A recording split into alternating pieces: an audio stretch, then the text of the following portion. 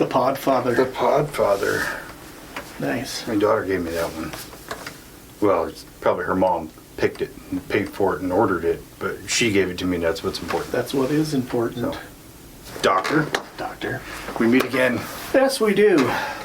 We've got this whole sub-series going on now that we're going to start right now. Yeah. High strangeness in Arizona. Seems like a hot spot for high strangeness.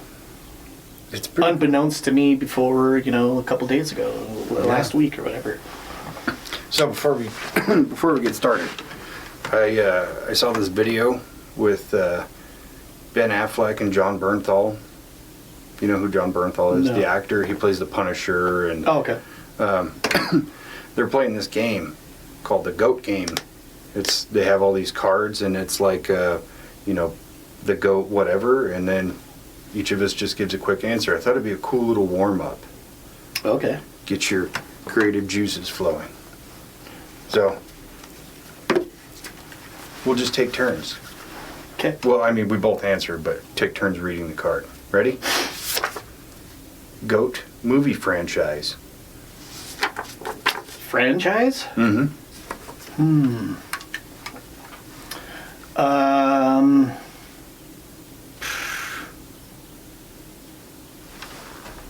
Nightmare on Elm Street, dude.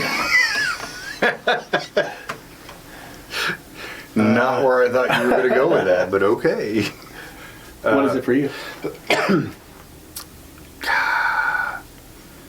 It's not my favorite, but I'll go with Star Wars. Star Wars was an easy one. I thought I'd throw a little bit of a fucking... Put a little mix in there. Yeah. Okay. TV show. Go TV show. Ooh. You know what's funny is I really didn't even have answers when I wrote these down. It was just like the first thing I could think of. So, Goat TV show. Family Matters. No, honestly, I'd probably go with Sons of Anarchy.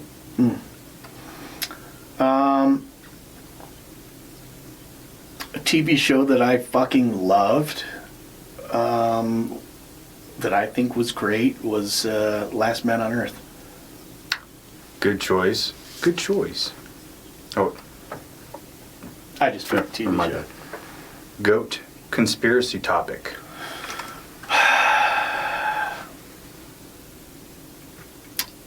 The Moon. I put it between the Moon and Skinwalker Ranch. Just because Skinwalker Ranch has fuck everything. Yeah. It's got all the stuff. Yeah. But the Moon's a good choice. Yeah. Skinwalker Ranch is right up there. Fast food chain.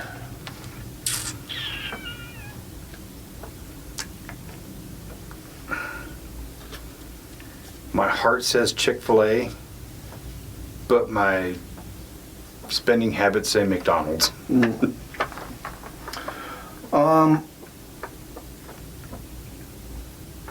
In-N-Out, dude. Ooh. I mean, you go to In-N-Out and there's only like 4 things on the menu. A single, a double, fries, Yeah. shakes. And they all fuck. Yeah, and they all fuck. Goat actor. Ooh. Liam Neeson's, dude. Liam Neeson's is my shit. I just remember this thing from Kevin Pollak, and he plays this game with his sons where he picks like an actor or a historical figure, and he has to say a word the way they would say it, and they have to guess who it is. And for him, he stumped his kids with Liam Neeson. He's like, bananas. I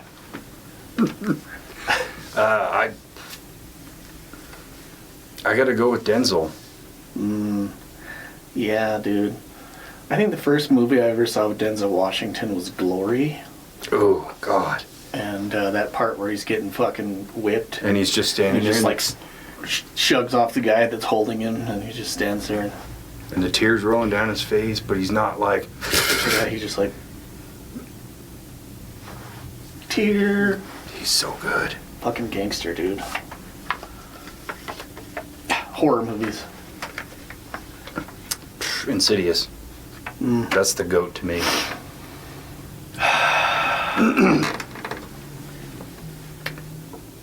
The Exorcist. Solid choice. That scared the pants off of me when I was a kid. GOAT album.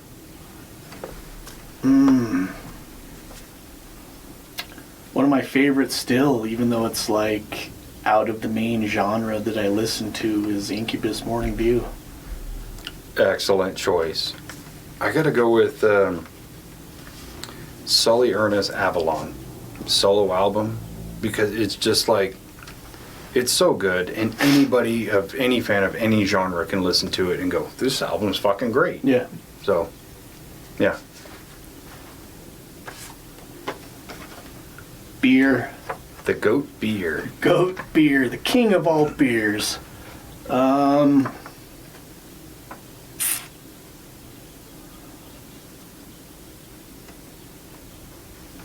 I Mick Ultra for me.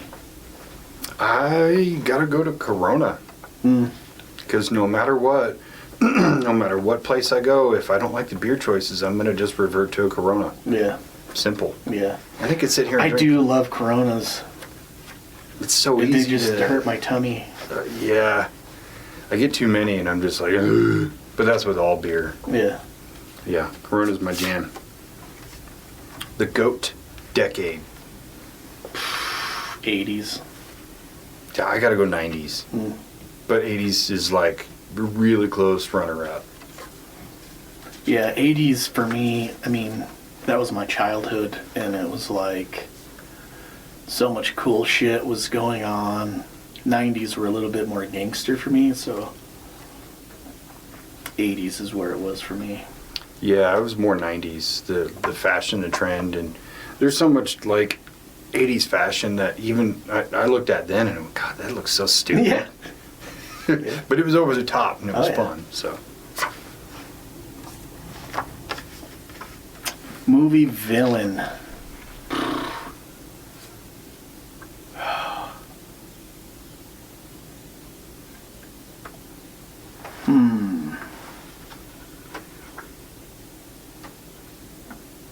You go. I'm thinking because there was something that I was just watching the other day that I was like, why don't you just fucking die already? There's so many good ones. There's so many iconic ones like Clancy Brown as the Kurgan, or Alan Rickman as Hans Gruber, but I think the one that really does stand out to me is Heath Ledger's Joker. Ooh. Because he's just so perfect, and you never really understand his motivation for being a villain, or his actual backstory, which the mystery behind that makes it so much more interesting. Plus, he's so fun to watch as the Joker. You know? The little quirks, the mouth licking thing. His I can't remember the guy's name he kind of based the voice off of, but you want to know how I got these scars? Like, has that weird nasally, but his like vocal range changes, and his like quirky movements and shit. He's just top tier. Yeah. Fuck, I don't know, Voldemort, dude. I'll say Voldemort. Because there's like 10 movies and you're just like, this fucker just keeps coming back. But he's only in like 4 of them. Yeah, yeah. Just the mention of his name is, he should not be named, I should say. Superhero. Superman, dude. Yeah, my instinct wants to go with my favorite, and that's Wolverine, but the real GOAT superhero is Superman. Yeah. It's He's got all the powers. He's got all the powers. He's, truth, justice, the American way, all that good stuff. Yeah, Superman. He's the real GOAT. I'm glad this one actually fell at the end. GOAT, piece of advice.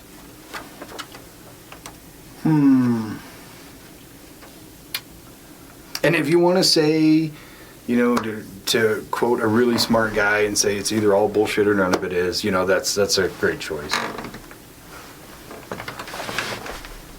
I'll say it's either all bullshit or none of it is.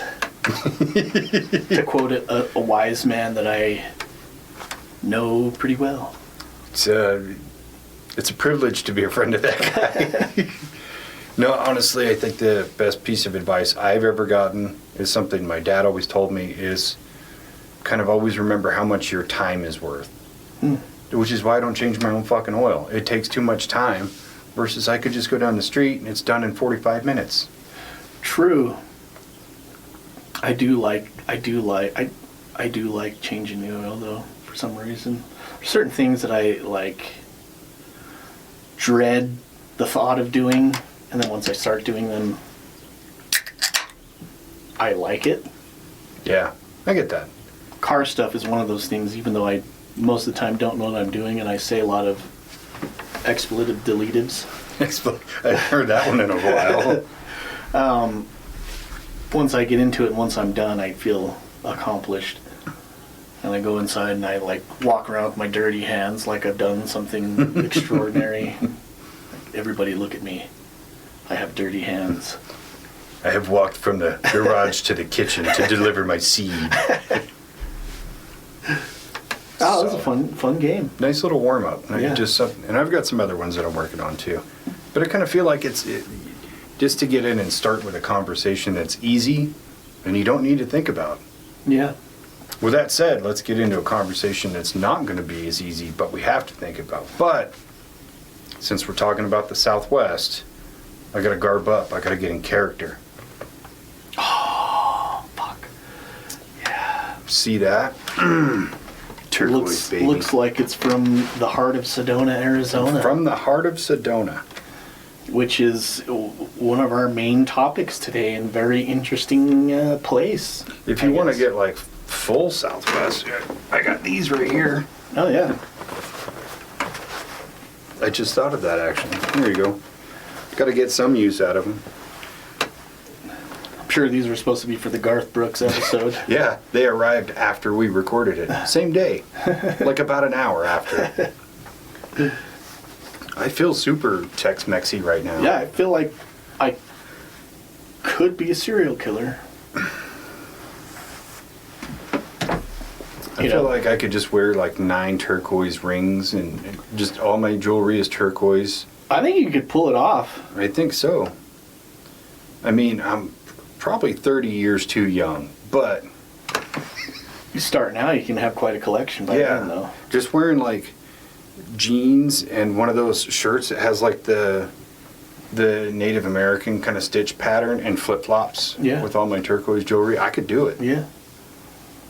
I fully support your decision. I'm not doing it. It's silly. Yeah. It's like a divorced dad start over in a new place kind of thing. Yeah, which seems like that's what happens a lot in Sedona.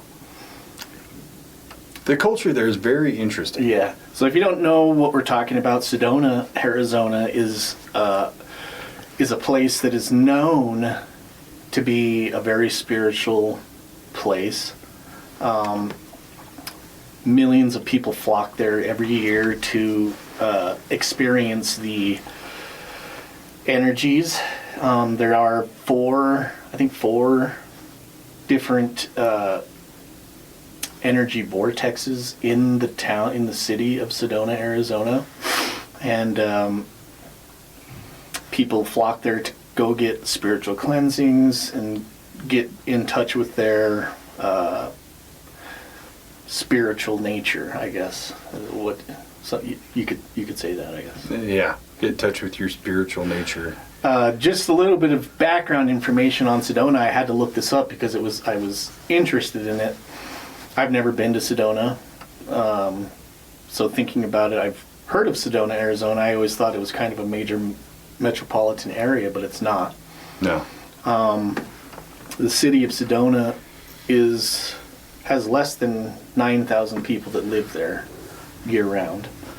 Tooele County has like 30,000 people that live there or something like that, so it's quite a bit smaller than Tooele. But of those 10,000 people that live there, there are over 200 metaphysical shops there. Yeah. So that means 1 in 50 people that live there owns like a psychic reading, tarot, crystal shop type place, 150. So it's like everywhere you go, there's like you could get your aura read by somebody wearing a bracelet like that. Yeah. You want me to read your aura? I can't do it. Yeah, all I see is red. This side is more red. I see you have a red side and a light side to you. I wonder, maybe you need to just cleanse your realign chakras. your chakras. Need some Reiki going on. By the way, buy this crystal over here. What will help is if you buy this crystal. So there's less than 10,000 people that live there. 200 different types of psychic energy reading type establishments, and less than 10 fast food restaurants. I did see something I thought was super cool. Is the McDonald's there? The golden arches are turquoise. And it's the only one in the world that was allowed to do that. Yeah. And you go get your bowels realigned in the Sedona McDonald's. It is kind of cool to see. Yeah. But yeah, it's such a weird, off-putting amount of people owning those shops and stuff. But it's a huge tourist spot. Right. So it makes sense. Like, sometime last year, Ty went there for a vacation. But then he was working with us, and he's like, yeah, I just got back from Sedona. And I was like, oh, dude, tell me all about it. I've always been interested. And he's like, yeah, there's crystal shops everywhere. And then they do like a farmer's market, and they shut down all the streets, and it's most of the vendors selling crystals. Yeah. So it's okay. Big Reiki culture. Yeah. But in the nearby surrounding mountains, there's a ton of quartz. Mm-hmm. So it's like their primary export is fucking crystals. Yeah, I mean, that's mainly what the city thrives on is tourism. And so, again, it would be like kind of thinking of Moab. Mm-hmm. Moab has a population of about 5,000 people that live there throughout the year. So maybe twice the size of Moab. So not huge, just a small tourist town. And their main export is tourism. And it's mostly people that are coming for that reason. They've heard of the energies there, the vortexes, and people go there to realign themselves, which is cool. It is a very cool thing. And I was watching some different videos. So I've had the most difficult time with this subject, more so than any others, because I'm trying to specify different things to look at, but I keep falling down rabbit holes. Yeah. So it's hard for me to retain enough knowledge on just the thing I was looking at, because it's like, ooh, I want to look at this. Ooh, I want to look at this, And then you stumble across the golden arches being turquoise, and you're like, ooh, that's a fun fact, Yeah. But where was I going with that? Yeah, so I was watching some different people talk about their healing experiences there of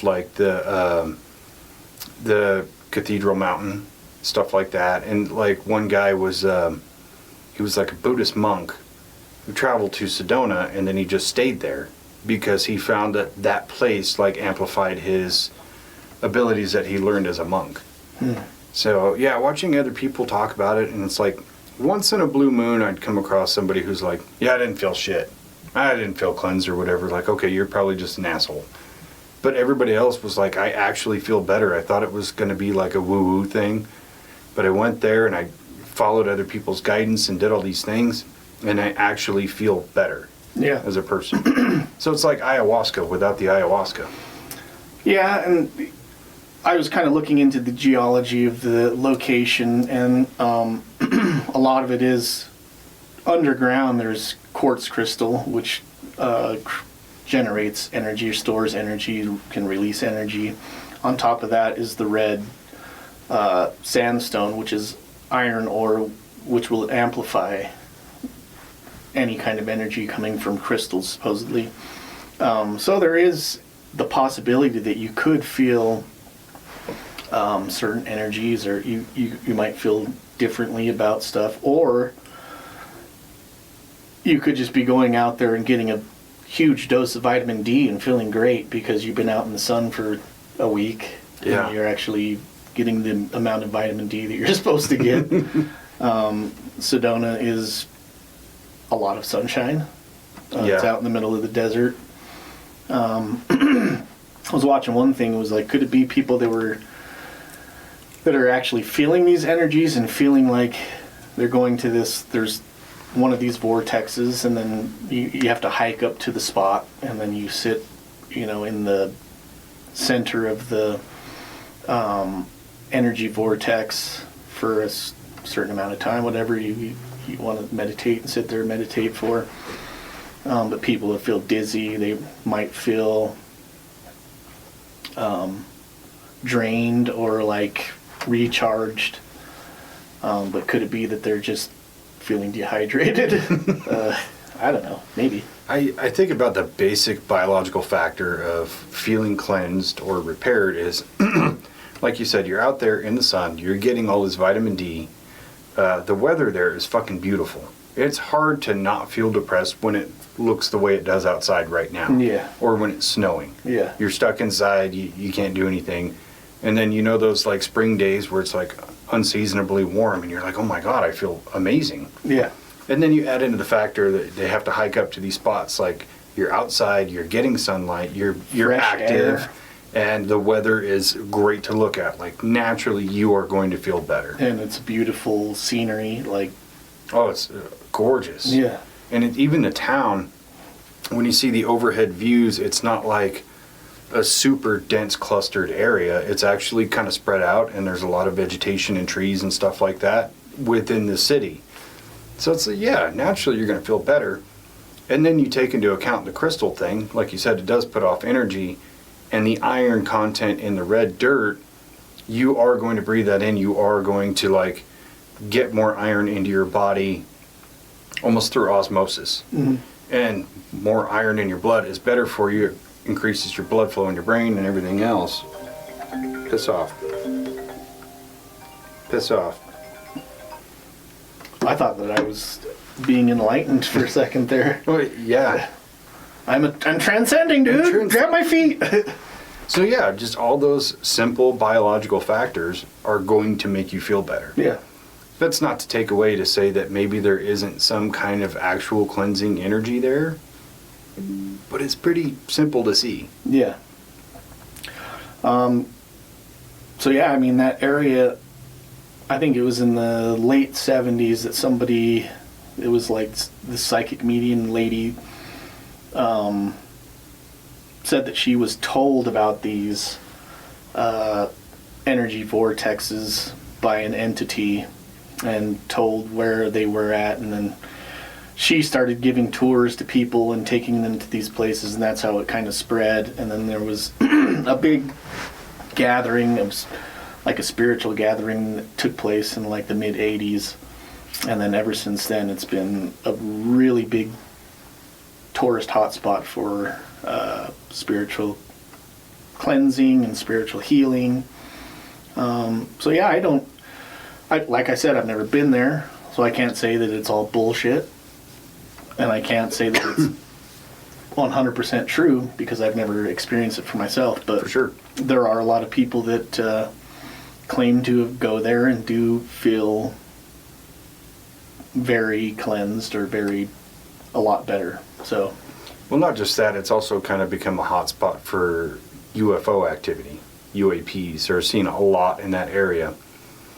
And there's so many like debatable topics on why that area would be more prominent than another area, but I would think the crystals alone, the way it's like just putting off energy, out into the ether, would be something that like, if you're an alien cruising by, you're going to go, what the fuck is that? yeah.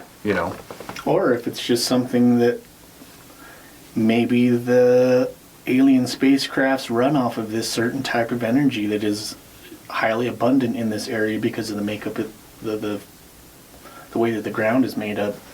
So it's almost like a fueling station for energy. Well, I mean, even if you look at like the concept of 0 point energy where any amount of space in the universe contains a vast amount of energy. You just have to harness it. You know, I try to put that through like a technological lens of, let's say you're in a fucking UFO and you can harness this 0 point energy, but if you go over here, it's different energy. It's kind of like gas versus diesel, or maybe it takes less time to recharge from that. I don't know. There's just a lot of things that go on in my mind thinking about the energy field there. Yeah. Plus, you throw in the factor of all the portals that get seen there and reported. Do you remember that one video of the guy used a speaker and he played 2 different frequencies on the same speaker and opened the portal? You know, it looks like a fake, but it's so well made that it's really hard to tell. Didn't he say he opened up a portal to Sedona, Arizona? Yeah, that was the first place he opened up a portal to. And so even if, let's just play devil's advocate and say that that's a real thing, right? Why would it just automatically open to Sedona, Arizona, of all places? Yeah. I mean, according to Linda Moulton Howe, who is a renowned investigator of paranormal science. It's super hot, by the way. Yeah. Oh, yeah. She wasn't bad looking back in the 70s. Oh, yeah. No, Yeah. she was. Yeah. Now she just looks like your grandma. Yeah. Gilf, I'd say. Gilf. She'd be Gilf in my butt. I'd let her wear my turquoise bracelet. And only that. Said that there is a place just outside of, not too far from Sedona. I think we're going to talk about it in one of our other episodes in this series. But according to her, there are 9 interdimensional portals around the world that the government knows about and has recorded and can manipulate by using energy frequencies to open up to go into these other dimensions. And one of those is just outside of Sedona, at the Bradshaw Ranch. Bradshaw Ranch. Yeah, that is one I want to save for later. Yeah. Just because it's kind of like an episode by itself. Yeah, I just had to put that in there since we were talking about why there would be portals there. But according to her, that's one of the places that the government uses as a portal. Mm-hmm. I wonder what the other 8 are. I don't know. I think one is Rendlesham Forest. Makes sense. I don't know about the others. Mount Shasta, maybe. Yeah, I imagine one of them is probably the Bermuda Triangle. Yeah. Just guessing. Yeah. Maybe the Alaska Triangle. Very well could be. Spaceships come in triangles also. They do. But yeah, someplace I would like to go and visit there. I got to save up some money. Apparently, it's a little pricey to go there, and Yeah. especially if there's only less than 10 fast food places. I can't eat at a rich place every single day. No, that's definitely, you got to stop at the grocery store and Yeah. you can get some bologna and cheese. Yeah. Yeah. I was looking up like statistics for like Airbnbs, like how big is the tourist market there, and it was like 16% of all houses are Airbnbs Jesus. in that city. So it's like there's a lot of, and it's like 7,000 homes or something like that. So 16% of those are actual full-time Airbnbs. And they're probably always stocked. Probably. Jesus. Yeah.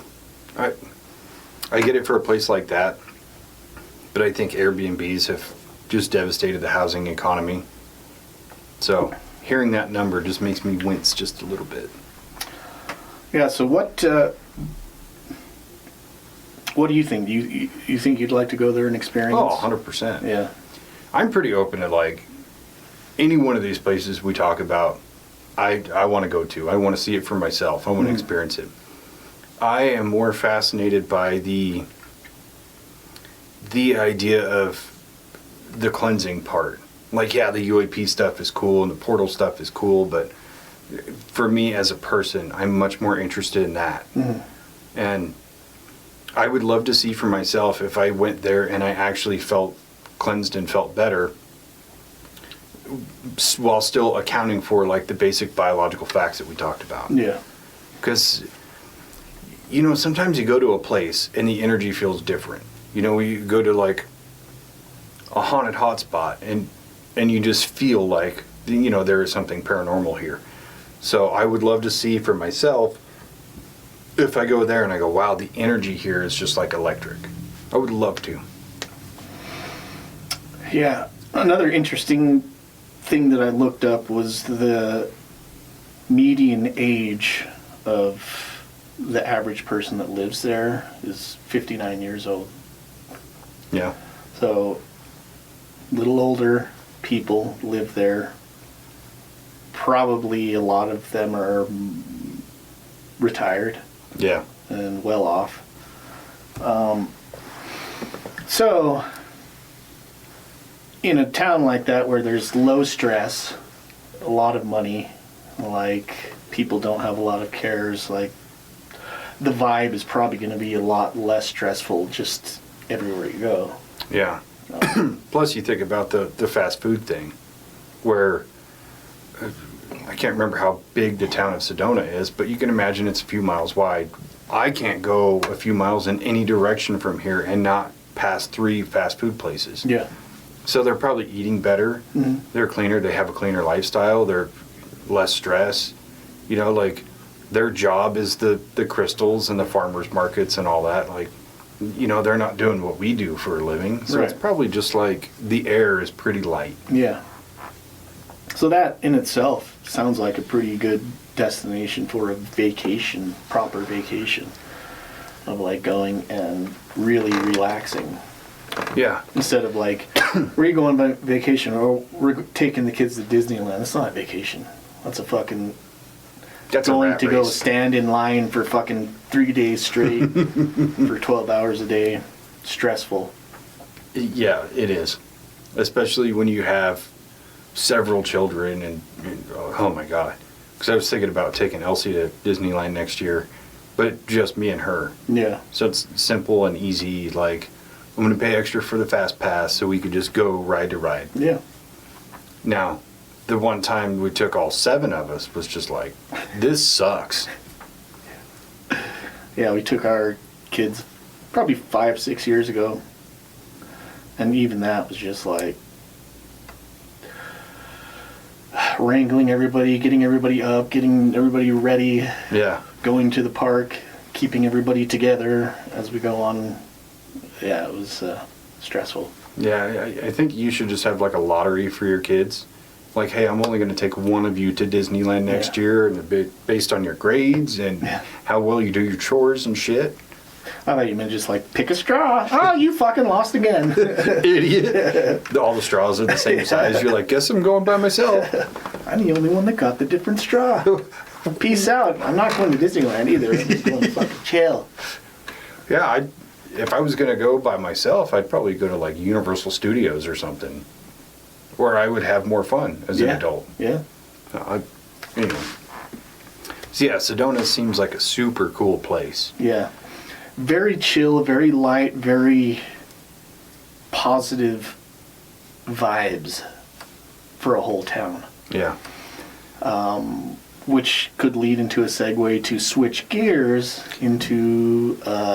Definitely, because Sedona, as far as high strangeness goes, is totally G-rated. Yeah. Now, let's flip it. Let's go to the R-rated side. Talk about Superstition Mountain. Superstition Mountain. Thunder Mountain. The home of the thunder god. It was what the Apache called the original name for the Superstition Mountains. So the Apache and the Yamapai Indians were the indigenous tribes that lived in the area, and they had oral histories of both giants and little people that lived in that mountain range, and they weren't very nice, let's say. No, and 4 to 5 people go missing in those mountains every year. Every year. And that's with the advent of technology and all these stories and things like that, where people hear it and they go, fuck that, I'm not going there. Yeah. Can you imagine what it was before, when it was just a word of mouth gold strike claim? Yeah. The what do they call it? The Dutchman? Lost Dutchman. The Lost Dutchman's Gold treasure. mine. Yeah, which almost kind of feels like a cosmic joke. Yeah. In a way of, like, this one dude went in there, made a deal with the fucking devil or something, was like, hey, go spread this rumor to get people to come here so I can feed on them. Yeah. Or whatever it was, you know. So it's like, the gold that has come out of there is, like, said to be the most high quality gold. Like, the amount of gold deposits of that caliber are in the handfuls across the world.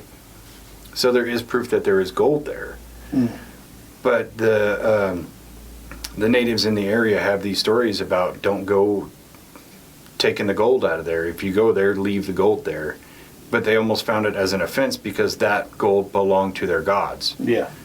So the natives, especially the Apache, they would find out people stole their gold and they'd kill them. Mm-hmm. So it's, this whole fucking area is just blood soaked. If it wasn't the like cryptid aspect of it, it was Native Americans. Yeah. And they did not give a fuck. Yeah. Yeah, there's reports of UAPs in the Superstition mountain range. UAPs, like lights, the orbs that go around.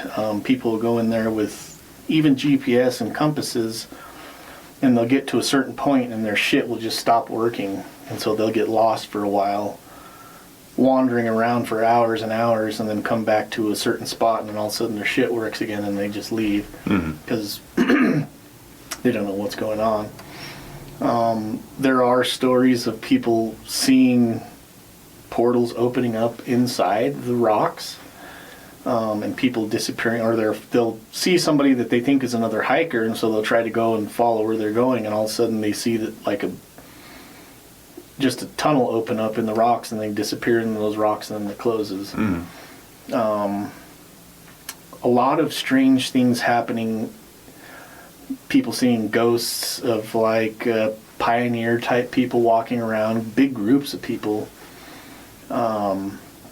So, you know, one end we've got Sedona, which is the super high energy, and then on not too far away in this mountain range, we're seeing the complete opposite of like more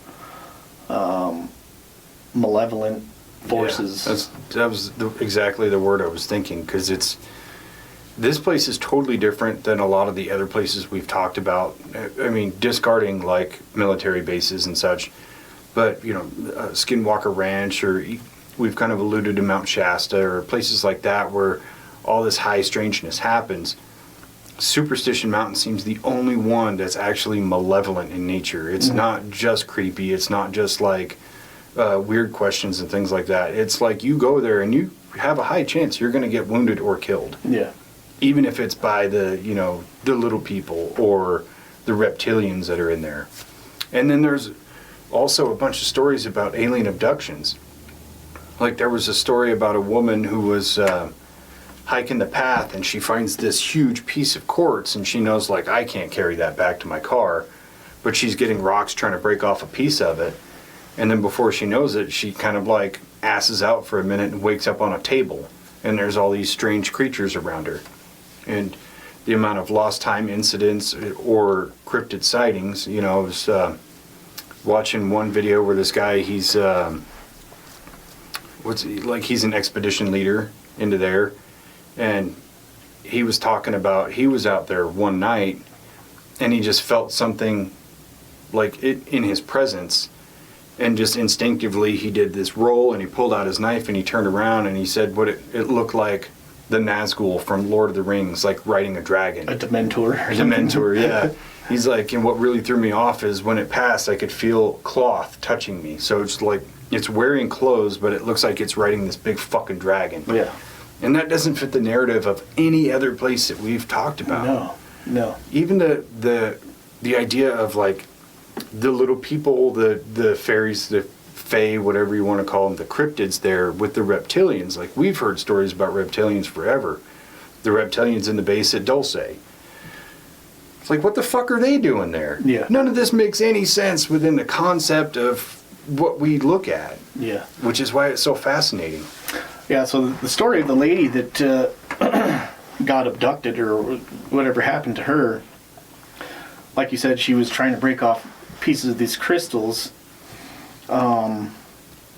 started getting hot, and so she looked over and saw a little overhang that had some shade, so she went over there, decided to go sit over there for a second out of the sun, take a break for a minute. She went and sat down and for a few minutes, and as she was getting up, she said that she felt something grab her on the shoulder. That's right. Yeah. And she turned to see what it was that was holding on to her. And then the next thing that she knew, she was laying down on this table in this room, and there were these beings around her. And as her eyes adjusted to the light, she noticed that they were not human, and they were reptilians. They had, what caught her eye was the light, the limited light that was in this room was like glaring off of their scales. And that's the last thing that she remembered seeing when she felt something on her arm, and she turned and just saw scales. She said they all had similar features, but they all looked different. So they weren't just like mass manufactured robots or something, but they all were individual beings. And then she was trying to struggle to try to get away, and one of them pulled out something, a device, and shot a blue beam of light at her. And the next thing that she knew, she was in her car halfway home driving, and she doesn't know how she got there or how long it had been. But when she got home, she felt so sick and like beaten down that she didn't get out of bed for a couple days. And it wasn't until a few months later she started trying to remember what happened, and went through hypnotic regression and started recounting the story of what happened to her. And the hypnotist or the therapist, whatever, that was doing this was like, the story was so the same all the time, and it was so detailed that he really truly believed that this actually happened to her. And so yeah, that's one of the big stories. So you got stories of reptilians, beings that live in that area. And then you go back to like the native stories of like, there are also skinwalkers and different beings that they talk about in that area.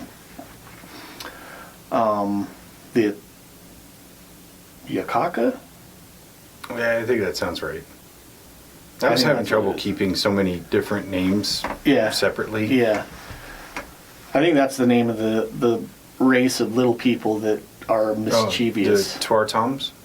Yeah. Oh, I have it on my board. Tuartoms, yeah. Tuartoms. That's fun to say. Yeah, so there's all these different stories of these things being real and being something that you need to be wary of when you're going into these places. Yeah, and there's also stories about them just being mischievous, like throwing rocks at you. And one guy even, because he's been there so many times, he thinks the bigger the rock, the more pissed off they are at you, because it's happened to him so many times. And then stories of people who try to go into these, into the mountain itself to try to collect some of the gold or, to see something. And a lot of the time they kind of get their shit rocked. Yeah.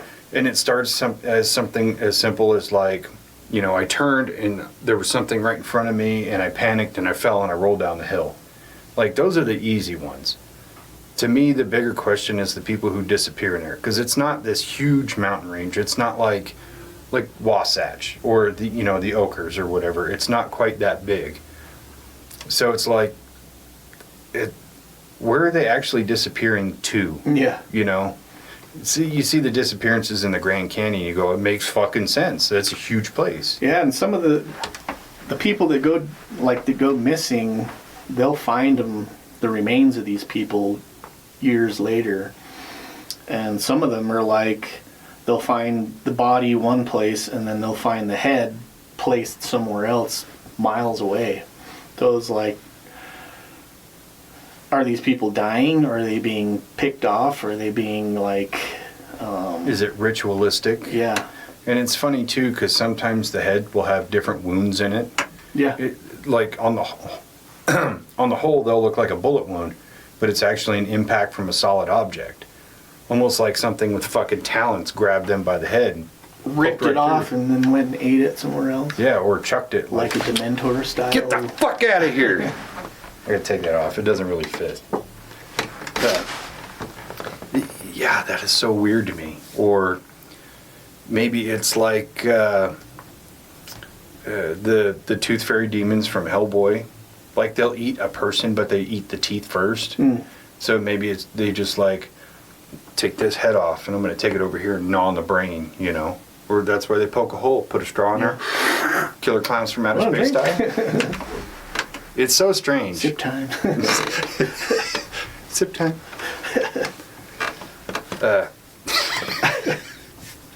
Fucking got me on that. Just because I still vividly remember that scene. Who wants a sip? Sip time. So, yeah. I have kind of a theory about it. And it's not fully formed. Let's finish her off. But I'm just going to throw it out there. I think between the crystals in the ground and the iron and the dirt, transient magnetic waves are a real thing, right? Just waves of magnetism floating in through space. And they say that place comes alive at night. Well, a lot of people, especially, you know, in like Sedona or whatever, Arizona's vastly populated by the elderly. People who go to bed at 7 or 8 o'clock. So devices shut off, Wi-Fi is no longer used, that sort of thing. Once all the electrical signals come down, transient magnetic waves come in. So people who are at Superstition Mountain are actually just getting a huge burst of EMF, just electromagnetic radiation. Natural. Totally natural. And they're being fueled by all of these tales of the little people and the reptilians or whatever, and they're just hallucinating. Just a theory I'm playing with. Yeah, it could be. And if you're in this cave system in the mountain and there's gold in there, that's also going to help amplify that signal. Gold's not a ferrous material, so the magnetism part doesn't apply to it, but it does conduct electricity really well. Super well. Yeah. That's why it's used in components for space travel. Yeah. That's why Anunnaki wanted it. Exactly. Well, they wanted it to put into their atmosphere so that their atmosphere was dying. Anyways. Yeah, one of the stories that I heard that kind of led to them looking for gold in those mountains was it was in the early 1800s. A cowboy was riding along, collecting stray cows from the herd, and so he was riding up near the bases of the big tall cliffs there in the Superstition mountain range, and it was like midday and he was getting hot, and so he went up, found this little shady spot. He was going to sit down and take a break. So he sat down, started drinking from his canteen, and I was sitting there for a minute, started feeling like he was dozing off. And just as he was about to fall asleep, he noticed something moving, and so he sat up and he looked over, and he saw, it was like 8 or 9 little people. First he thought they were kids, but he was like, they can't be kids, they have beards. They all had big long beards, kind of looked like gnomes, I guess. They were walking along kind of one of the ridges up above him, and so he jumped up to his feet and started kind of following along as they're higher than he is. He's underneath them, kind of watching what they're doing. And he said they came to a crack in the rocks, and they're all single file walking, and as they got to the crack, they turned sideways and went in, like, just kind of disappeared into the rock cliff face, and all of a sudden reappeared down to his, where he was at, down on the ground level, and started walking off into the desert. So it was like, see him like go into this spot, disappear, and then reappear down here, and then kind of like they were using an invisible elevator or something. So he was just like, what the fuck is going on? And so he started walking towards them, and all of a sudden the one that was in the front turned around and saw him. And then it was at that point he noticed that he couldn't move. He was kind of immobilized. So the guy came up to him, put something into his hand, and he said he could feel it in his hand. It was heavy. He didn't know what it was. He couldn't move. He couldn't like look down to see what it was. And then the being turned around, and then they started walking off. As he regained control over his body, he looked down to see what it was, and it was a big piece of ore in his hand that had a big streak of gold through it. Yeah. And by the time he looked back up, they disappeared. These beings had disappeared. So like he was looking at it like, didn't know what had just happened or why it happened. So he jumped back on his horse, rode back to the main ranch where he was staying at the whole time. He kept putting his hand in his pocket just to make sure that he wasn't hallucinating this shit.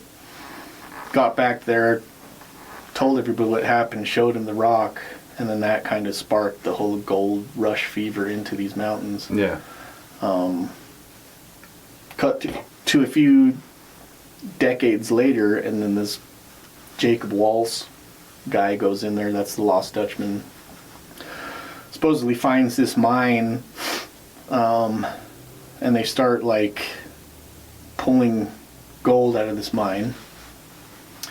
And according to that legend, they filled up like 10 or 12 satchels, horse satchels, full of this gold, and were taking it out of there, and then they got ambushed, and then by Apaches, and then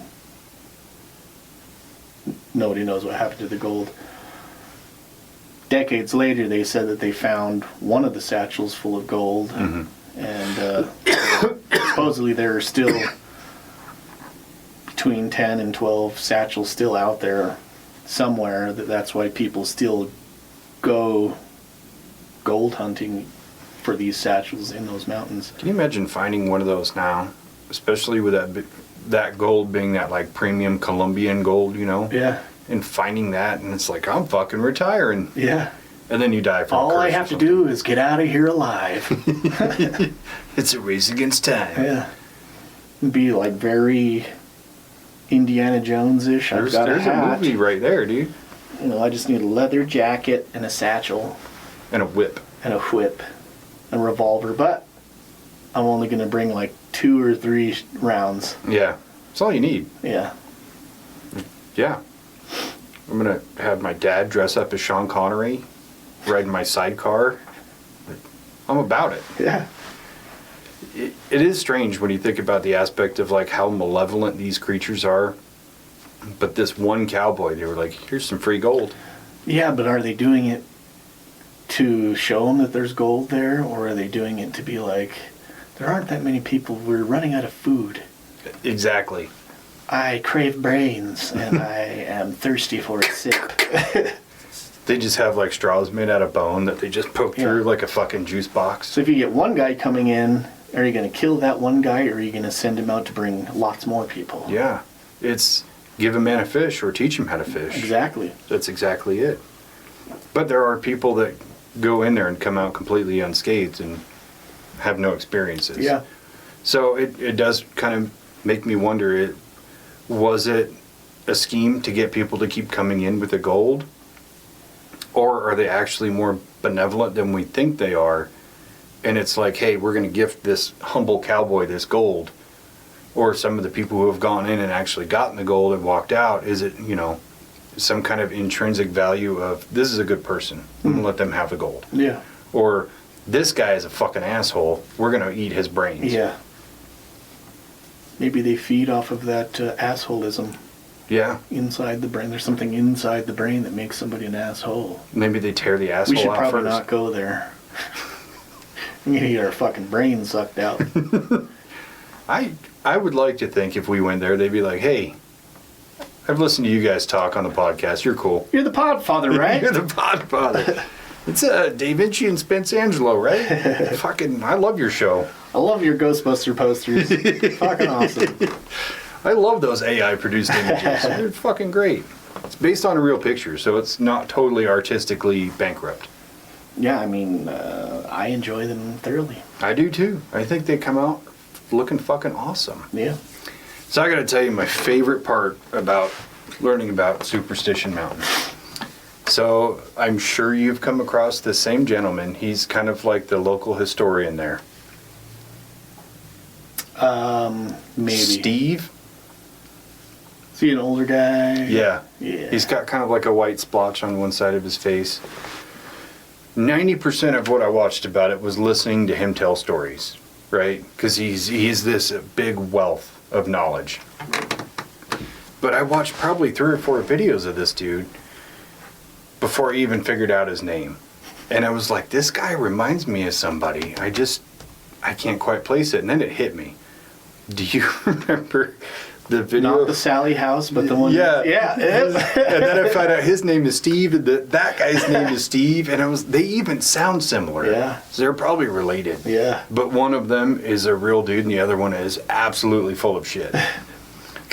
And I'm watching, and I start watching it, and I'm getting flashbacks to that guy. And look, this is a demon doll from the ovens at Auschwitz and shit. And you're like, what the fuck are you even talking about? Oh my god, dude! I couldn't help but draw the parallel there. I did watch one. It was like a ghost hunter video that they were doing an investigation of. It's like an old church house just outside of like the main parking lot where you go hiking into the Superstition range, right? Superstition Mountain. And he was on there, and he was like the caretaker of that that area right there. The whole time I was thinking, fuck, man, this guy reminds me of that. That's funny. From the Not Sally House. The Not Sally House. It's like the Sally House, but it's way bigger and way better. Yeah, that shit was entertaining. But I'm listening to this dude's stories, and he could talk for days. Yeah. Just reciting all these stories, not just his experience, but other people's, nonstop. And that's when I was like, holy shit, there is so much to this place that... Yeah. I don't think any fucking podcaster can cover it in an hour. No, yeah, with so many stories of, and like I've probably looked into maybe like 10 or 15 hours of videos and stuff talking about the Superstition Mountains, but that's just not even the tip of the iceberg. Like, yeah. And it's all surface level stories from other people. Right. There's basically no factual evidence to support any of it. Yeah. But that's kind of the same with every other anecdotal place like Skinwalker Ranch or Mount Shasta. And it's like, dude, I just want somebody to capture one of those little people and get a picture of it so I can see what we're actually looking at. But even on that front, like even Skinwalker Ranch and these places that are starting to be investigated the way that they are, before that it was all stories and accounts of people that have experienced things there. And so maybe it just takes a dedicated team to be on that location for a certain amount of time to do the research that, like, and it could be opened up like one of these spots like Bradshaw Ranch or Skinwalker Ranch or Mount Shasta, where there are people that are there a lot doing research in this specific range for these things. Yeah. I don't know. So, every time we talk about one of these places, we always say, you know, would you actually want to go there? Would you want to take a look? So is this one that you would? Yeah, I would like to go there. Again, I'm not sure how far I'd be willing to go up into those mountains because, like I said, there are people who are well equipped and well established wilderness people who get lost there every year. So I think that a place like this might be a little bit more daunting because of the terrain. Yeah, and they say it's really rough to hike up there. Right. Like lots of jagged rocks. You can't take any motor vehicles over there, but horses struggle and they only get so far anyway. Yeah. So yeah, just the physical aspect would make it extremely difficult. Yeah. What about going into the mountain itself? I would. Yeah, for like a day hike. I don't know if I'd want to stay there overnight. I probably would. I probably would too. If I could bring, my CPAP shit. A generator.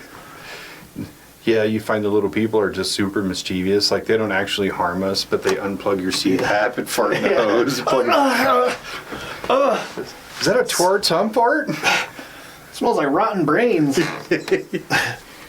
I think I would want to go in, but counter to my nature of like, well, I would want to go in with cameras and tools and document.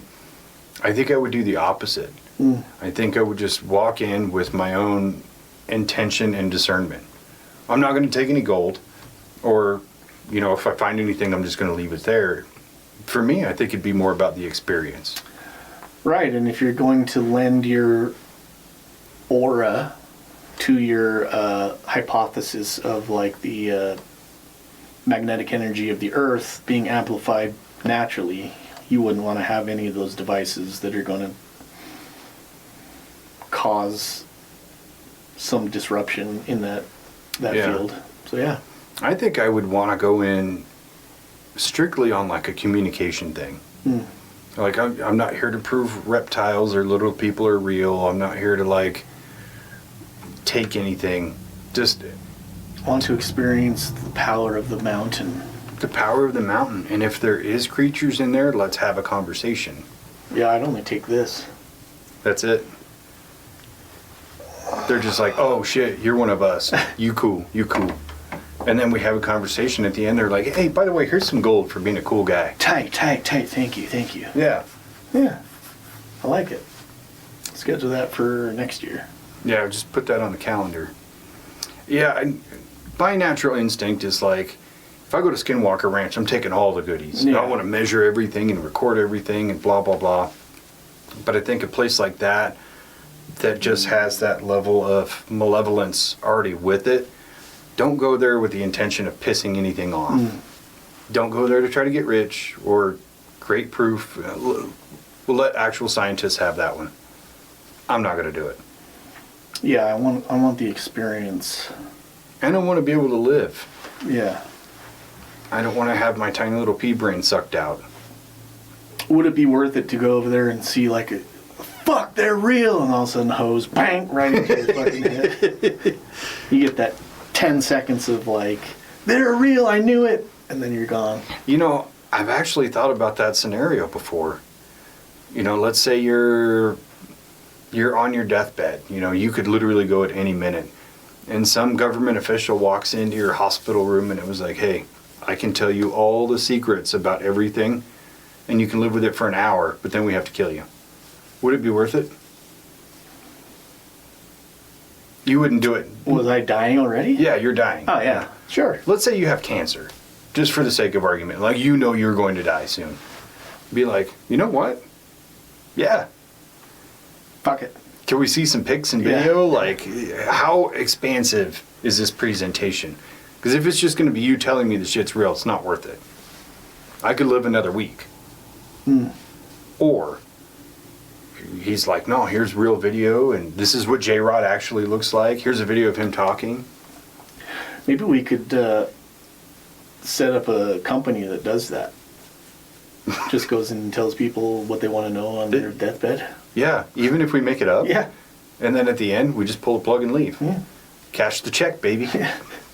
Well, you got to cash a check first. Anyway. Okay, that cleared. Yep, check bounce. Fuck you, buddy. Yeah. I'm glad you're dying of cancer. Piece of Have shit. fun with that ass cancer. What was the other one? What was the other one we were going to throw in this episode? Phoenix Lights. Phoenix Lights. Okay, so I was trying to remember if it was Phoenix Lights or Travis Walton. But so the Phoenix Lights, I didn't do any more research on because I've heard this story dozens and dozens of times. So for anyone who doesn't know what Phoenix Lights are, in 1996? Seven. March 13th, 1997. So you were A junior in high school. 17. Yeah. Just turned 17. Fucking Pisces energy. It was like a week after my 17th birthday. Yeah, dude. Pisces energy. See, I'm also a water sign. I'm a Cancer. Yeah. Yeah, I don't totally buy into the astrology thing, but I'm learning a lot about it. Anyway, this big V-shaped craft was seen above Phoenix, made no sound, had a series of lights on it. Tons and tons of people saw this. It was recorded on video by hundreds of people. And all these people are asking, you know, what was this? Was it a UFO? Was it blah, blah, blah? And the mayor of Phoenix at the time is trying to quell it and like, yo, we're going to probe for information and whatever. And then they have, what do you call it? When he stands up in front of everybody. Press conference and basically makes a mockery of the whole thing and tries to gaslight tens of thousands of people into saying, you didn't see that. Yeah. Which is the biggest chicken shit piece of shit move you could do. And then later on he comes out, he's like, oh yeah, the lights were real. It totally happened. But it's like, yeah, now that you've gotten in trouble and been to prison and everything else, now you're going to tell the truth? Fuck you, buddy. Yeah. Yeah, it's one of the iconic UFO stories that was witnessed by, like you said, tens of thousands of people. It went over major metropolises. So they had this thing, recorded sightings of it over 300 miles. Yeah. Of people seeing this thing go, and they're saying it's like a mile wide spacecraft that's blocking out the sky behind it. And it was in the air for between 7:30 until 10:30 at night. So over 3 hours, this thing was floating over Phoenix, which is a huge city. Well, and you're also violating airspace laws. Right. Because they have an international airport there. Right. And so people have videos, pictures, First-hand account stories, all coming in to the governor of Phoenix at the time. And yeah, like you said, he goes on the news the next day to do a press conference of like, because there's so many people that are calling this thing in and saying, what the fuck is going on? They'd contact, even the airports were saying, we don't know what this is. This isn't any of ours. Even the military bases in the surrounding areas were saying that it's nothing that they know about. That shouldn't be something in the skies there. So the next day he does this press conference where he's like, yeah, we've received reports. We know exactly what it was. And then he has this person that's dressed as an alien come out on stage. With the handcuffs. With the handcuffs, yeah. And he unmasks him, and it's just a dude. And that is like the most disrespectful thing you could have done to your brethren citizens. Right. Like, fuck you. It never happened. This is all a joke. Oh, that irritates me. I think the biggest thing is like, who told him that he had to do that? Because I don't think it was something that he just like came up with on his own. I think he was told he needs to say this is a hoax. In that same press release, I think it was the same press release, or maybe it was a different one, they said that it was, yes, there was military,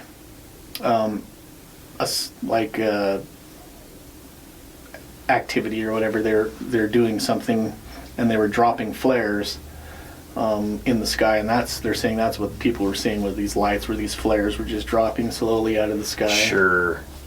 But it's like, no, the people saw distinctly a V-shaped pattern moving all together across the sky, not falling down. So that was the story. It was these flares, and that's the official story. Yeah, which is absolute horseshit. Absolutely. And the mayor, or governor, whichever he was in some legal trouble at the time that happened. So I 100% am on board with you that somebody made him do that. Yeah.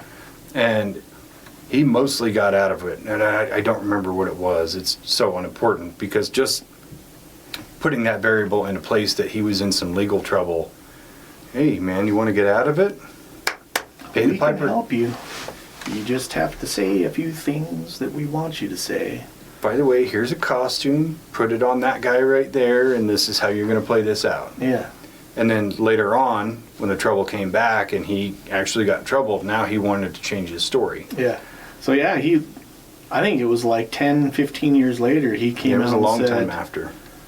Yes, the lights were real, and yes, I saw them personally. Yeah. Like he saw what it was, and he said that it was a giant craft in the sky. Looked like it was probably a mile wide, V-shaped craft in the sky, and there was no real suggestion of what it was or what it could have been. Yeah. Other than extraterrestrial. And the fact that it had no sound is super interesting, because every time you hear about one of these crafts, like, it either had no sound or it put off like a faint electrical buzz sound, like a that's it. Or you'll see people talking about their experience with a UAP just go right past them, nothing. They didn't even hear the air move. So that begs the question, and I'm going to ask you first, do you think it was actual extraterrestrial or a reproduction vehicle? Well, a few months ago, I was listening to this guy that was on the Danny Jones podcast, and he claims to be somebody that has been working in aerospace technologies for decades and stuff like that. My phone just dropped out of my pocket. It was the ghost was like, you don't need this. Yeah. It was a Fuck little your person. phone, dude. It was the Yamam The Tuartum? Tuartum. Just like, yeet. Eat. Anyways, he was saying that he knows exactly what it was, and it was I can't remember the term he used. It was like aerospace orbital craft or something like that. Aerospace orbital craft. And it was this design that they've been working on since the mid-60s, and it is an inflatable craft, kind of like a blimp, but it's V-shaped, and they can make it as big as they want to, but it is designed to orbit the Earth, but it's like a balloon. So it's a giant V-shaped balloon, and then he's got pictures of it then working on it at Area 51. Did he show the pictures? Yeah. Did they look legit? The ones that he was showing were a lot smaller, but he was like, they can make these things as big as they want because it's cheap to make. They use a certain type of material, aerospace type material, so I'm thinking probably a type of carbon fiber so it can resist heat and stuff like that, but they inflate it with certain gases and they can control it. So he said what happened was they were testing this thing at Area 51, and usually they'll have it on a tether and then they'll put it up in the sky and they can kind of control it, but it's on a tether. This thing was so big that it broke the tethers and just started floating away slowly down towards Phoenix. And they didn't recover it until after it got down by Tucson. That was his official story. Man, I am on the fucking fence. Because there are aspects of that make sense, and then there are aspects that don't. He kind of went into more details, like talking about why it was the shape that it was, why That's why it was floating so slowly, because it was just being carried on the wind. Why it was so low, because it was not being regulated by, the gases weren't being manipulated, because they lost control of this thing and it was just kind of floating freely. Interesting for sure. Fuck. Before I pass judgment, I'll have to watch it. But something that does work for me is the idea that it's inflatable, as hokey as that sounds. But if you were going to create some kind of vehicle using anti-gravitics, maybe not even anti-gravitics, electrogravitics maybe, where it is resistant to all forms of physical contact and things like that. You know, because you think about the UAPs and how they're transmedium and how they don't fly traditionally the way we think of them. They just manipulate, you know, the atmosphere and the gravity around them, so they're unaffected. So yes, an inflatable thing of that size seems fucking stupid, but if you had to take it down and conceal it really quick, being inflatable makes sense. Yeah. Land it somewhere, quickly deflate it, and then you get your team out there to gaffle it up. You would take a shitload of people if it's a mile wide. Yeah, he even says that these things, they're making them out of exotic materials so that they're self-healing. So like if it gets punctured, it'll seal itself up somehow. Kind of like the material that'll, what was it, Mac Brazel found at the Roswell? Mm-hmm. Where it's like The foil. he tried to burn it, wouldn't burn, crumbled it up, opened his hand, it would reshape. So I buy into that too. There's just some aspects that just don't fit for me. Yeah. But the thing that I always questioned was if it was like a military thing, like a reproduction vehicle, why would they fly it over Phoenix? But the tether thing does make some sense on that. I don't know, man. I'm just so in the middle on this. I could go either way with the right information. Yeah. So for me, it was like, okay, so he does have photographic proof that they are testing things like this that look very similar to what was reported in the sky. The photos that he has look like they're pretty recent. So is it something that they're have been working on and that's what was seen, or is it something that they are trying to replicate because it was something that was seen, so they're like trying to mimic what has already been seen? I don't know. Again, that could go either way.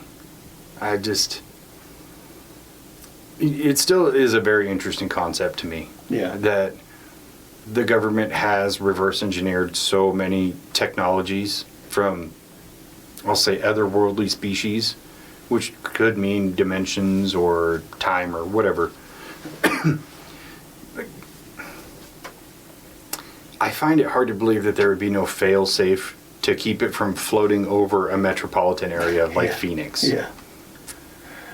Somebody got fired that day. Yeah, and to let it there's probably a lot of space in between where Area 51 is to the point where it's over Phoenix. That's a lot of time. Yeah. To catch up to this thing and fucking bring it down somehow.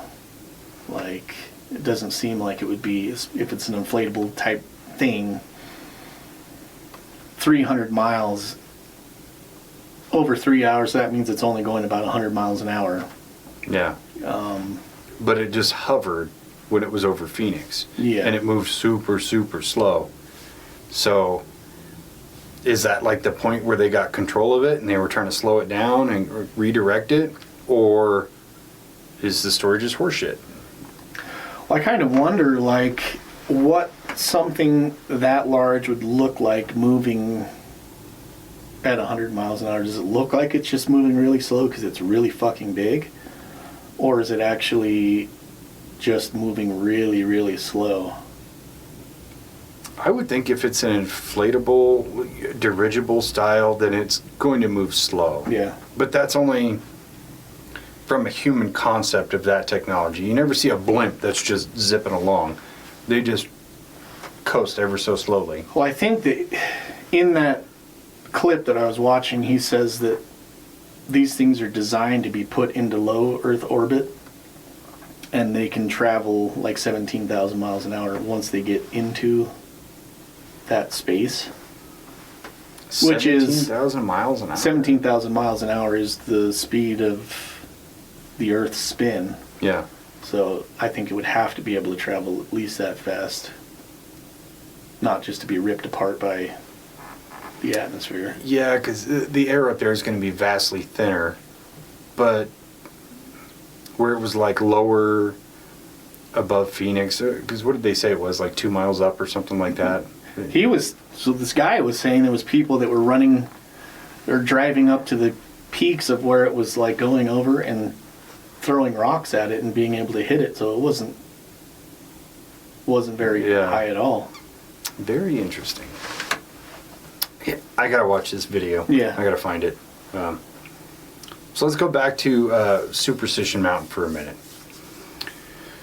Do you think that the creatures and the cryptids there are a real thing? Actually, let me rephrase that. So we've talked about Skinwalker Ranch a lot, and there are sightings of Bigfoot and skinwalkers and everything else there, and we're kind of on the same page that that stuff is real. It's really happening. Putting it through that lens, do you think it's the same at Superstition Mountain? I think so. I think that, especially with them, the reports of seeing portals and stuff like that opening up, if the energy is such that it is manipulatable, to be able to open up a portal to another dimension, or could they just be interdimensional beings that are using this place that is naturally has the right type of energy for them to be able to open up these portals or whatever? I think that, they're probably a physical, real thing that people are seeing. I tend to think so. And it totally discredits my own theory about transient magnetic waves and EMF radiation. That was just something I kind of played with because I have to juxtapose with something logical before I can just go, yeah, it's something fantastical. Like, you have to play devil's advocate with yourself and just discern for yourself. So that's why I kind of had to put it through that lens. I absolutely do think that stuff is real. But I think there is some kind of direct parallel from that place to Skinwalker Ranch and to Mount Shasta. Yeah. And it's funny when you look at the occurrences and all the things that happen at these three places simultaneously. You have portals, Bigfoot sightings, cryptids, extinct animals, paranormal visions, ghosts and stuff like that. And then sometimes just the weird curveballs like the fucking Nazgul dragon thing. And it's so strange that they're all so similar, but just with slight variations. I think, to me, the thing that's really interesting is the makeup of the ground, right? Yeah. What's creating this energy type vortex area in these locations? Are they similar to each other? And if they are, can we recreate that somehow? Well, I think that's the ticket, and I still haven't fully delved into Mount Shasta, so I can't say anything about that. But knowing all of the quartz that's in the ground and the other naturally occurring elements, like the iron or even the turquoise and topaz that are in there, that creates some kind of perfect like makeup for whatever's happening. Then you look at it from Skinwalker Ranch, where they've been trying to drill into the mesa for years to see what these anomalous spots are. One of them is enormous. What if, instead of the popular theory of that being like an alien spaceship or a military base, what if that is a huge piece of quartz? Yeah. And that's something I'm still trying to delve into, because the quartz plays a factor. And we've seen that in other anomalous spots in the world, like the pyramids and things like that. So it's like I'm still delving into that. I kind of think that because this is going to be kind of a mini series of however many episodes it takes, at the end I'm going to share all the things that I'm working on, because the quartz is part of that, and I got some maps and stuff that I'm working on, but it's like I want to get all the information out first. Yeah. Even in like paranormal ghost hunting type stuff, quartz plays a huge role in like storing energy. So the makeup of the building, if there's a lot of high content of quartz under the ground or in the building itself, limestone, the different materials that are used to make these places, it seems like really do have an effect on people experiencing things in these locations. So it's like, it seems the reason that like if we're making these structures and unbeknownst to us, we're making them out of these materials that are conductive of these energies that haven't really been looked at before. We just like happened to make it out of this material because it was like in the area. Yeah. Why wouldn't it be the same thing where these things are just being found naturally, like they're in their natural state, they're like that, so they're just creating these energy hotspots or like vortexes, whatever you want to call them. I don't know, it seems plausible to me. Well, even looking at the crystal skulls, like a couple of those are made from quartz, cut against the grain with no tool marks, or the work that's being done in the tech world where quartz is becoming a new system of data storage. Yeah. Like, I don't know if you've seen it, there's like one quartz storage unit that it will hold like the entirety of the human knowledge on this one little tiny piece of quartz. Really? Yeah, it's insane. So... Well, humans are pretty fucking stupid. We are pretty... I mean, I'm Kryptonian, but from an outside perspective, humans are kind of humans silly. are pesky little... Just... what was the other... Oh, like Reiki. We all look at Reiki as like a woo-woo thing. I don't. I think there's more to it. I just don't... I don't think, your cousin that you never talked to who has blue hair is a specialist in it. You know what I mean? Nothing against anybody, but I think there's something to it, and especially the use of crystals within that field. There's something realistic to it. Yeah, I definitely think that even stuff like Reiki and these more psychedelic type belief systems or energy manipulation type of things there's so much information to be learned about those things that, like, even if you're like a Reiki master, these people that are Reiki masters that do these energy healings and stuff like that, they have to be akin to, say, a doctor in the medical field. Where, like, you're a neurosurgeon, you're probably a great neurosurgeon, but I've got something going on with my foot. Yeah. What's wrong with my foot? I don't know. I could dissect your brain, but I have nothing. I don't know how fucking tendons work. Tendons and shit like that. So, to me, that's what it's probably. You're learning on a certain pathway, and then you're getting this knowledge of this vein of information that you're following, and then meanwhile there's a whole body of work around this vein, this one vein that you're specializing on. That's the way that I look at it anyways. Well, I 100% agree.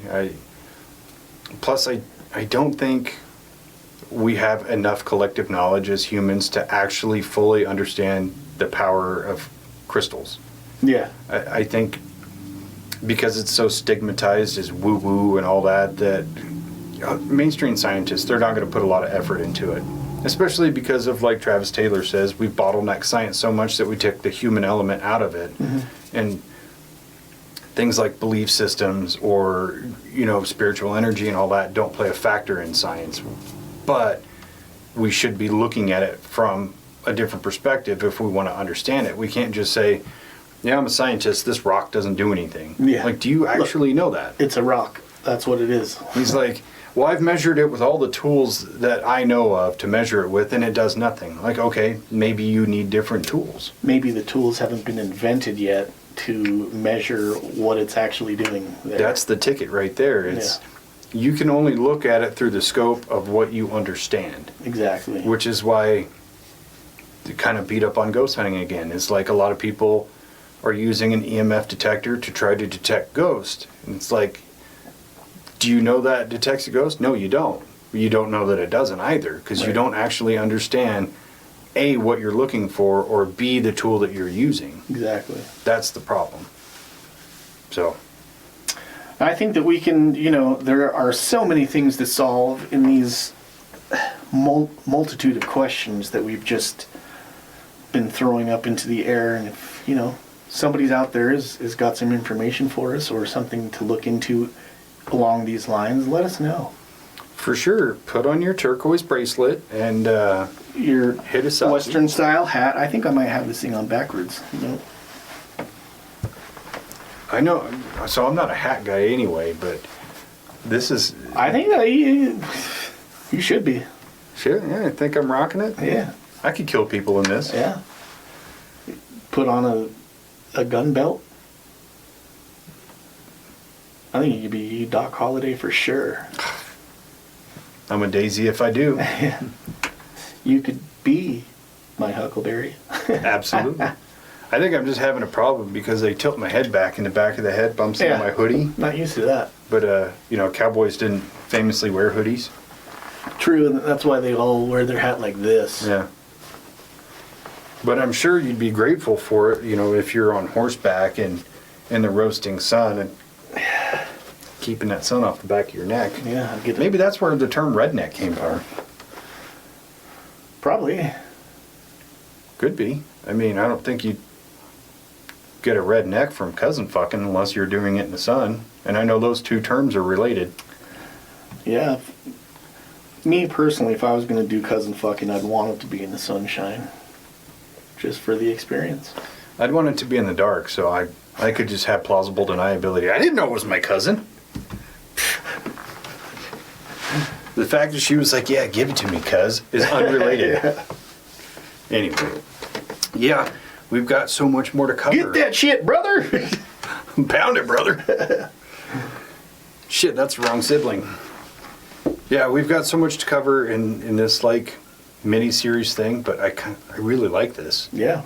And we have to be very directional about it because there's so much shit. Yeah, it was a hard web to weave, to pluck those strings one at a time without, grabbing it all and pulling it in. Yeah. Plus, it's kind of a good soft launch for when we do Utah. Yeah. Because I think Utah honestly has more. I'd be willing to bet that if you really look into each state individually, we might be able to do a whole series on just every state one at a time. We can really just stretch the longevity of this show. Yeah. There's at least we're doing 3 or 4 episodes on Arizona. Yeah, or however many it takes. However many it takes. Yeah. So you guys will have to stay tuned for the whole series. It's going to be a while. Yeah, we're going to be talking about this shit until at least next year. There's 51 states? Oh, 52 now, maybe. well, there's 50. Yeah. Until we buy Canada, and that'll be 51, and then Greenland will be 52. Yeah. Well, I was throwing Puerto Rico in there. Oh, well, if you're going to do that, you got to throw Guam in there too. Dang, how many states do we have? Well, the U.S. owns Puerto Rico and Guam. Right. But they have their, I don't want to say government, because it's not really a government situation. They do what the U.S. tells them, with the illusion of them being the government. It's like a weird reverse independent municipality thing. We're great at just taking people over. Yeah. Venezuela, maybe. Coming for you next. But yeah, with that said, I don't really feel like we solved anything, but we weren't meant to. We uncovered a bunch of stuff. A ton. I mean, I bet a lot of people here have never even heard of the Superstition mountain range. I didn't. Yeah. And The this reason is why I did is because I'm weird and just look at random shit online all the time. it's another one of those shockers for me. As much as like my bread and butter is weird shit and conspiracy, and when I find something I've never heard of that's that magnitude, I'm like, All right, we're looking at Sedona and Phoenix here, and then fucking Superstition Mountains comes in. it was a shocker, one might say. That was a good one. Anyway, let's pull it there, Doctor. Doctor. Until next time.